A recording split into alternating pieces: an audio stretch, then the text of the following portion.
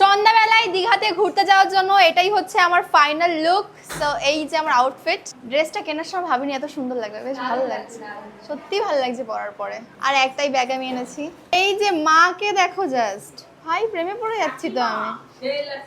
কাকিমা তো ইউজুয়ালি পরে, আর তুমি তো এরকম ড্রেস পরো না, এই জন্য তোমাকে সবাইকে দারুণ লাগছে।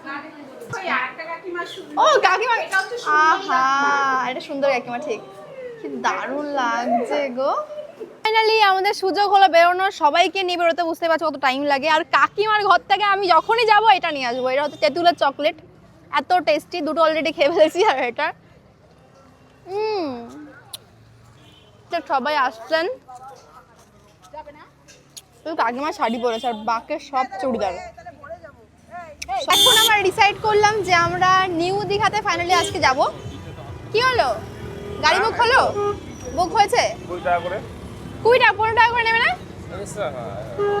আমরা 17 জন আছি, আর এখান থেকে ওল্ড নিউ দীঘা খুব একটা দূর নয়, বাট তাও হেঁটে যেতে কেউ রাজি নয়, কারণ সবাই সাজগোজ করেছে। সো এখান থেকে দেখি ওই হয় কিনা, মানে 15 টাকা করে আমরা ডিসাইড করছিলাম যে হওয়ার, কিন্তু 20 টাকা করে চাইছে। সবাই মিলে এখন যাই ওখানে, বার্গেন করার হলো না, 20 টাকা করেই ভাড়া নিল। সো আমরা বেরিয়ে গেছি।